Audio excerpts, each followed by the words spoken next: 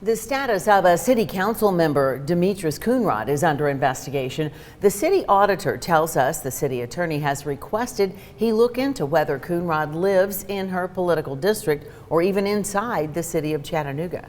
Now, we confirm the property she listed on her campaign statements in Eastdale is owned by somebody else and was purchased in 2008.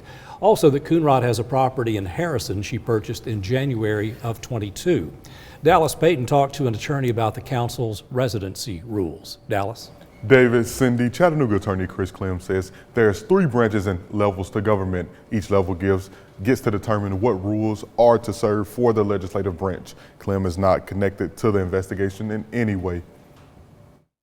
So Congress, they get to determine the rules to serve in Congress.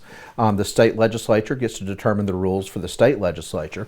And the Chattanooga City Council gets to determine through its charter what the rules are to serve on the city council. Attorney Chris Clem says as it relates to residency requirements for the council, you must live in the city for at least a year and your city council district for at least a year. Clem says there's a bit of gray area when it comes to that.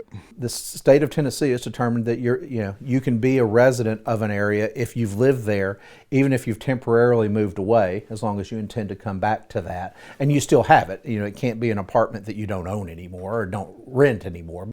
Clem says it needs to be a place you either rent or own and can prove that. He says the investigation process is usually straightforward.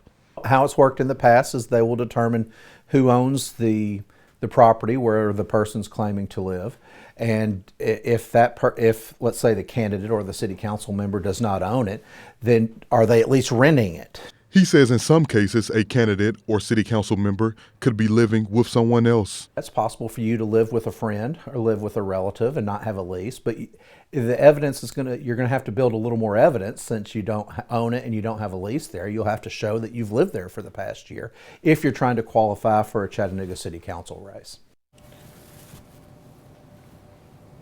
Now we reached out to Coonrod about the matter and are waiting to hear back. Coonrod will be running against Yusuf Hakeem for his seat in the Tennessee House of Representatives.